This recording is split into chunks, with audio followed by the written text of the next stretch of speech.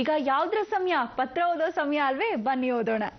ಗುರುಜಿ, ಈ ಪತ್ರವನ್ನ ಸುಶೀಲಾ ಅನ್ನೋರು ಹಂಪಿಯಿಂದ ಬರೀತಿದ್ದಾರೆ. ನನ್ನ ನಲ್ಮೆಯ ಪ್ರೀತಿಯ ಗುರುಜಿಯವರಿಗೆ ನಿಮ್ಮ ಶಿಷ್ಯಳಾದ ಸುಶೀಲಾ ಮಾಡುವ ಕೋಟಿ ಕೋಟಿ ನಮಸ್ಕಾರಗಳು. ಹಾಗೆ ದಿವ್ಯಾರವರಿಗೂ ನನ್ನ ನಮಸ್ಕಾರ ಅಂತಿದ್ದಾರೆ.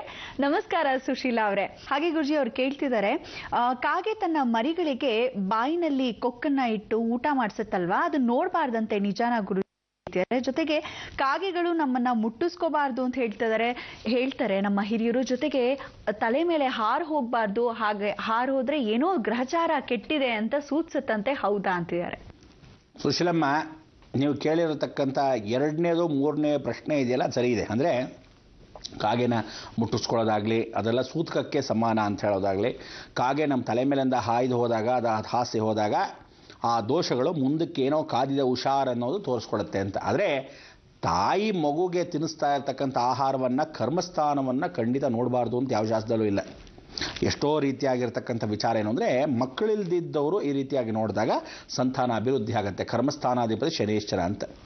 ಆಮೇಲೆ ಇನ್ನೊಂದು ತಮಾಷೆ ನೋಡಿದರೆ ನೀವು, ಕಾಗೆನಲ್ಲಿ ಮಾತ್ರ ಇಡೀ ಜಗತ್ತಲ್ಲಿ ಹೆಣ್ಣು ಯಾವುದು ಗಂಡು ಯಾವುದು ಅಂತ ಗೊತ್ತಾಗದೇ ಇರತಕ್ಕಂಥ ಕಾಗೆ. ಎಲ್ಲ ಕಾಗೇನೂ ನೋಡಿ, ಎಲ್ಲಾದರೂ ನೋಡಿ, ಎಲ್ಲ ಒಂದೇ ರೀತಿ ಇರುತ್ತೆ ಹೊರತು, ಅದಕ್ಕೆ ಶನಿ ತಾನು ತನ್ನ ಸ್ಥಾನವನ್ನು, ತನ್ನ ವಾಹನವನ್ನು ತಾನು ಆಯ್ಕೊಂಡಿರ್ತಕ್ಕಂಥ ಒಂದು ವಿಶೇಷವಾಗಿರ್ತಕ್ಕಂಥ ಪಕ್ಷಿ ಸಾಕ್ಷಾತ್ ಕಾಕರಾಜ. ಅದಕ್ಕೆ ಆ ಕಾಗೆಯಲ್ಲಿ ಕರ್ಮಸ್ಥಾನ ಅಂತ ಹುಟ್ಟಿದ್ವಿ. ಅದಕ್ಕೆ ನೋಡಿ, ಇವತ್ತು ಪಿತೃಗಳಿಗೆ ದೋಷವನ್ನು ಕಳಿಬೇಕಾದ್ರೂ ಕಾಗೆಗಳಿಗೆ ಹಾಕ್ತೀವಿ. ಯಾವುದೇ ವಿಚಾರ ಆಗಲಿ, ಮೊದಲಿಂದ ಬಂದಿರತಕ್ಕಂಥ ವಾಡಿಕೆ ಏನು ಅಂದರೆ, ಕಾಗೆಯಲ್ಲಿ ವಿಶೇಷವಾದ ರೂಪವನ್ನು ಕಂಡಿರ್ತಕ್ಕಂಥ ಶನಿ ಗಂಡಾಗಲಿ ಹೆಣ್ಣ, ಕೆಲವೊಂದು ನೋಡಿ ಬೇರೆದ್ರಲ್ಲಿ ಗಂಡಾದರೆ ಒಂಥರ ಮೇಲೆ ತಲೆ ಮೇಲೆ ಕೊಕ್ಕಿರುತ್ತೆ, ಹೆಣ್ಣಾದ ಪಕ್ಷದಲ್ಲಿ ಮೌನವಾಗಿರುತ್ತೆ.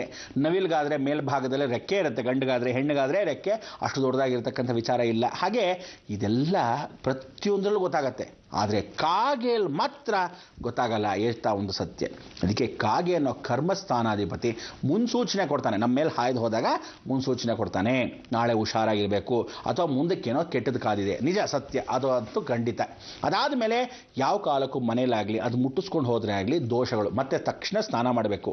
ಸೂತಕ ಅಂದರೆ ಯಾರ್ದಾದ್ರು ಹೋಗೋ ಸುದ್ದಿಯನ್ನು ಈಗ ತಾನೇ ಬರುತ್ತೆ. ಕೆಲವರು ನೋಡಿ, ಕನಸಲ್ಲಿ ಪೋಸ್ಟ್ಮ್ಯಾನ್ ಬಂದರೆ ಸಾಕು, ಗ್ಯಾರಂಟಿ, ರೈಲ್ವೆ ಪಟ್ಟಿ ಬಂದರೆ ಸಾಕು, ಅವ್ರ ಮನೇಲಿ ಸಾವು ಗ್ಯಾರಂಟಿ ಅಂತ ಬರೆದಿಟ್ಕೊಂಡ್ಬಿಡ್ಬೇಕು. ಕನಸಲ್ಲಿ ಅಕಸ್ಮಾತ್ ಬಂದರೆ ರೈಲ್ವೆ ಪಟ್ಟಿ ಅಥವಾ ಪೋಸ್ಟ್ಮ್ಯಾನ್ ಬಂದ್ಬಿಟ್ಟು ನೋಡ್ಬಿಟ್ರಿ ಅಂದರೆ ಮುಗೀತು, ಆ ಮನೆಯಿಂದ ಯಾವುದೋ ಒಂದು ಹೆಣವನ್ನು ನೋಡ್ಬೋದು, ಅರ್ಥ ಆಗ್ಬಿಡುತ್ತೆ. ಅದೇ ರೀತಿ ಕಾಗೆ ಯಾರನ್ನ ಮುಟ್ಟಿಸ್ಕೊಂಡು ಹೋಗೋದಾಗಲಿ, ಸೂಚನೆ ಹೆಣದ್ದಾಗಲಿ, ಸಾವು ವಿಚಾರ ಆಗಲಿ ಖಂಡಿತ ಮನೆಗೆ ಬರುತ್ತೆ.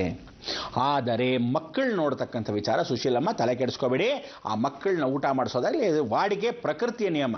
ಇಷ್ಟೆಲ್ಲ ವಿಶೇಷ ಅಂದರೆ ಅಂಥದ್ದು ಅಕಸ್ಮಾತ್ ನೋಟವನ್ನು ಮಕ್ಕಳಾಗ್ದಿದ್ದವಳು ನೋಡಿದ್ರೆ, ನಿಮಗೇನು ಯೋಚನೆ ಮಾಡಬೇಡಿ, ಮಕ್ಕಳಾಗ್ದಿದ್ದವ್ರು ಅಕಸ್ಮಾತ್ ನೋಡಿದ್ರೆ ಇನ್ನೂ ಫಲಪ್ರಾಪ್ತಿ ಜಾಸ್ತಿ, ಅವ್ರಿಗೆ ಬೇಗ ಸಂತಾನ. ಅದಕ್ಕೆ ಕಾಯ್ಕೊಂಡು ಕೂತ್ಕೊಳ್ಳೋ ಕಾಲ ಮಕ್ಕಳನ್ನ ಊಟ ಮಾಡಿಸುತ್ತಾ ಎಲ್ಲಿ ನೋಡುತ್ತೆ ಅನ್ನೋದಕ್ಕೆ ಸಿಗೋದಿಲ್ಲ. ಅಂಥ ಅವಕಾಶ ಸಿಕ್ಕಿದಾಗ ಒಳ್ಳೆಯವರು ನಿಜವಾಗ್ಲೂ ಇನ್ನೊಂದು ಪ್ರಕೃತಿ ಮುಖಾಂತರ ನಾನು ಹೇಳ್ತೀನಿ ಅಂದರೆ, ಮಕ್ಕಳಿಗೆ ಕಾಗೆಗಳು ತನ್ನ ಮಕ್ಕಳಿಗೆ ಬಾಯಲ್ಲಿ ಆ ಊಟವನ್ನು ತಿನ್ನಿಸ್ಬೇಕು. ಯಾಕಂದರೆ ಕೈ ಎಕ್ಸ್ಟ್ರಾ ಇಲ್ಲ ನೋಡಿ ಎತ್ಕೊಂಡೋಗಿ ತಿನ್ಸಕ್ಕೆ, ಹಿಂಗೆ ಅದಕ್ಕೆ ತನ್ನ ಕೊಕ್ಕಲ್ಲೇ ತಿನ್ಸತ್ತೆ. ಆ ರೀತಿ ತೊಗೊಂಬಂದಿರತಕ್ಕಂಥ ಕೊಕ್ಕಲ್ಲಿ ತಿನ್ನಿಸೋದಾದರೆ ಅದನ್ನು ಅಕಸ್ಮಾತು ಮಕ್ಕಳಾಗಿಲ್ಲ ಅಂತ ಎಷ್ಟೋ ವರ್ಷದಿಂದ ಕಾಯ್ತಿರುತ್ತೆ. ಆ ದೃಶ್ಯವನ್ನು ನೋಡಿ, ಕರ್ಮಸ್ಥಾನಪತಿ ನಿನಗೇ ಮಗು ಇರಬೇಕಂತ ನನಗೊಂದು ಸಂತಾನ ಅಭಿವೃದ್ಧಿ ಮಾಡಿಕೊಡೋಕ್ಕೆ ನೀನೇಲ್ವಪ್ಪ ಸಾಟಿ ಅಂತ ಒಂದು ಪ್ರಶ್ನೆಯನ್ನು ಅಥವಾ ಒಂದು ಮನದಾಳದಲ್ಲಿರ್ತಕ್ಕಂಥ ಆಳವಾಗಿರ್ತಕ್ಕಂಥ ಆ ಗೂಢ ರಹಸ್ಯವನ್ನು ಅವನಿಗೆ ಒಪ್ಪಿಸಿ ಸಾಕು, ಕರ್ಮಸ್ಥಾನಾಧಿಪತಿ ಅಸ್ತು ಅಂತನಂತೆ ಖಂಡಿತವಾಗಲೂ ಸಂತಾನ ಅಭಿವೃದ್ಧಿ ಆಗುತ್ತೆ. ಇದು ಸತ್ಯ. ಅದಕ್ಕೆ ಇಂಥ ಒಂದು ವಾಡಿಕೆಯಲ್ಲಿ ನಂಬಿಕೆ ಇಟ್ಕೊಳ್ಳಿ, ಮೂಢನಂಬಿಕೆ ಇಟ್ಕೊಬೇಡಿ. ಜಾಸ್ತಿ ಮೂಢನಂಬಿಕೆ ಇಟ್ಕೊಂಡ್ರೆ ಹುಚ್ಚರು ಅಂತಾರೆ. ನಂಬಿಕೆ ಎಷ್ಟೋ ಅಷ್ಟೇ. ಸೊ ಮುಗ್ಧ ಜನ ಆಗಿರ್ತಕ್ಕಂಥ ಎಷ್ಟೋ ಜನಕ್ಕೆ ಈ ಸುಶೀಲಮ್ಮ ಕೇಳಿರೋ ಪ್ರಶ್ನೆಯಲ್ಲಿ ಸ್ವಲ್ಪ ಉತ್ತರ ಸಿಕ್ತು ಅಂತ ಈ ಮುಖಾಂತರ ಹೇಳ್ತಾ ನಮ್ಮ ಈ ಒಂದು ವಿಚಾರವನ್ನು ತಿಳಿಸ್ತಾ ಇದ್ದಾರೆ. ಗುರುಜಿ ಅವರ ಇನ್ನೊಂದು ಪ್ರಶ್ನೆ ಇದೆ. ಅವ್ರು ಹೇಳ್ತಿದ್ದಾರೆ, ಗುರುಜಿ ನನ್ನ ಯಜಮಾನರು ತೀರಿ ಹೋಗಿದ್ದಾರೆ, ನಾನು ವಿಧವೆ, ಜೊತೆಗೆ ನನಗೆ ಮಕ್ಕಳು ಸಹಿತ ಇಲ್ಲ, ಅವರ ತಿಥಿ ಕಾರ್ಯವನ್ನ ಅವರ ಮನೆಯವರು ಕೂಡ ಮಾಡೋದಿಲ್ಲ. ಹಾಗಾಗಿ ಅವರ ಕಾರ್ಯವನ್ನ ನಾನು ಬ್ರಾಹ್ಮಣರ ಕೈಲಿ ಮಾಡಿಸ್ಲು, ನನ್ನ ತಂದೆ ತಾಯಿ ಕೈಲಿ ಮಾಡಿಸ್ಲು, ಯಾಕಂದ್ರೆ ಅವ್ರ ತಂದೆ ತಾಯಿನೂ ಇಲ್ವಂತೆ, ಅವರ ಬಹುಶಃ ಅಣ್ಣ ತಮ್ಮಂದಿರು ಮಾಡೋದಕ್ಕೆ ಇತ್ಸಲ್ಲ ಕಾಣುತ್ತೆ. ಹಾಗಾಗಿ ನಾನು ಮಾಡಿಸೋ ರೀತಿ ಹೇಗೆ ಎತ್ತಾ ತಿಳಿಸ್ಕೊಡಿ ಗುರುಜಿ ಅಂತ ಹೇಳ್ತಾರೆ. ಸುಶೀಲಮ್ಮ, ನೀವು ಒಂದೇ ಪ್ರಶ್ನೆಯನ್ನು ಬಹಳ ಚೆನ್ನಾಗಿ ಕೇಳಿರ್ತಕ್ಕಂಥ ವಿಚಾರ. ಇದನ್ನ ಎಲ್ರಿಗೂ ಸಮಂಜಸವಾಗಿರ್ತಕ್ಕಂಥ, ಯಜಮಾನರು ಇಲ್ಲದೆ ಇದ್ದರೆ, ಮಕ್ಕಳು ಇಲ್ಲದೆ ಇದ್ದರೆ, ಯಜಮಾನರನ್ನ ಕಟ್ಕೊಂಡಿದ್ದಾರೆ ಗ್ಯಾರಂಟಿ ಅಂತ, ಅವ್ರ ಕಾರ್ಯವನ್ನು ಮಾಡಲೇಬೇಕು. ಇನ್ನೊಂದು ರಹಸ್ಯ ಇದರಲ್ಲೂ ಹೇಳ್ಬಿಡ್ತೀನಿ ಕೇಳಿ. ಯಾರಾದರೂ ಮದುವೆ ಯಜಮಾನನ ಬರ್ಕೊಂಡಿದ್ದವನು ಮದುವೆ ಮಾಡ್ಕೊಂಡ ಮೇಲೆ ಹೆಂಡತಿ ಡೈವರ್ಸ್ ಕೊಟ್ಬಿಡ್ತಾಳೆ. ಆ ಗಂಡನಿಂದ ಒಂದು ಮಗು ಹುಟ್ಟಿರುತ್ತೆ, ಇನ್ನೊಂದು ಗಂಡನ ಕಟ್ಕೊತಾರೆ.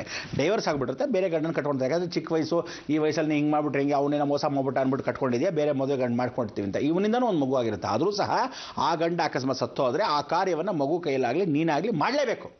ಮೊದಲನೇ ಗಂಡ ನನಗಲ್ಲ, ಈಗ ಇರೋ ಗಂಡ ಅನ್ಕೊಂಡು ಕೊಟ್ಟು ಪ್ರಶ್ನೆ ಇಲ್ಲ. ಯಾಕಂದರೆ ನೀ ಇರೋ ಗಂಡನಿಗೆ ವಿಚಾರ ತಿಳಿಸಿರ್ತೀರ, ಏನಂತ, ಆ ಮೊದಲನೇ ಗಂಡನ್ನ ನಾನು ಬಿಟ್ಬಿಟ್ಟಿದ್ದೀನಿ, ಡೈವರ್ಸಿ ಅಂತ ಹೇಳಿ ಆ ವಿಚಾರ ಇರುತ್ತೆ. ಅದನ್ನು ಹೇಳಿರ್ತಕ್ಕಂಥ ವಿಚಾರ ಈ ಗಂಡನಿಗೂ ತಿಳಿಸಿರಬೇಕು. ಯಾಕೆಂದರೆ ತಿಳಿದೇ ಮಾಡೋದು ತಪ್ಪು ದೋಷ. ಯಾಕೆಂದರೆ ನಾಳೆ ನೀನು ಹುಟ್ಟಿರ್ತಕ್ಕಂಥ ಮಕ್ಕಳಿಗೆ ಆ ಪಿತೃಋಣ, ಆ ದೋಷ ಹೆಚ್ಚಾಗತ್ತೆ. ಅದಕ್ಕೋಸ್ಕರ ನೀವು ಮಾಡಬೇಕಾದೇನು ಅಂದರೆ, ಯಜಮಾನರು ಇಲ್ಲ, ತಂದೆ ತಾಯಿ ಮಾಡೋಕ್ಕೆ ಇಷ್ಟಪಡಲ್ಲ, ಅಥವಾ ತಂದೆ ತಾಯಿ ಇಲ್ಲ, ನಿನ್ನ ಅಣ್ಣ ತಮ್ಮಂದರು ಮಾಡೋಕ್ಕೆ ಇಷ್ಟಪಡಲ್ಲ, ಎಲ್ಲದಕ್ಕೂ ಬಿಟ್ಟು ಬಿಸಾಕ್ಬಿಟ್ಟು ಕಷ್ಟಪಟ್ಟು ಏನು ಮಾಡಬೇಕು, ವರ್ಷಂ ಪ್ರತಿ ಆ ಯಜಮಾನ್ರು ಯಾವತ್ತು ಹೋಗಿದಾರೋ ಆ ತಿಥಿ ನೋಟ್ ಮಾಡ್ಕೋಬೇಕು.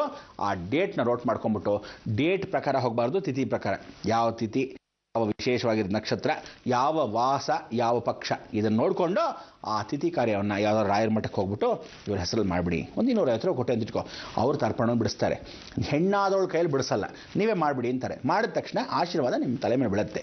ಆ ಗಂಡನ ಪಾದಾರವಿಂದಕ್ಕೆ ಒಟ್ಟಲ್ಲಿ ಆ ಮೋಕ್ಷಕ್ಕೆ ಹೋಗ್ತಕ್ಕಂಥ ವಿಚಾರ ಗಂಡನಿಗೆ ಮಾಡಿದಷ್ಟು ನಿನಗೆ ಶ್ರೇಯಸ್ಸು, ಒಳ್ಳೆಯದಾಗ್ತಕ್ಕಂಥ ಅವಕಾಶ. ಅದಕ್ಕೆ ವೈದವ್ಯ ಜೀವನ ಅಥವಾ ನಿಮಗೆ ಮಕ್ಕಳಿಲ್ಲ ಅನ್ನೋ ಭಾವನೆ ಇರುತ್ತಲ್ಲ, ನಾಳೆ ಅಕಸ್ಮಾತ್ ನಿಮಗೆ ಬಾಲ್ಯಾವಸ್ಥೆ ಇದ್ದರೆ ಒಳ್ಳೆ ಮದುವೆ ಆಗ್ತಕ್ಕಂಥ ಅವಕಾಶ ಆಗುತ್ತೆ.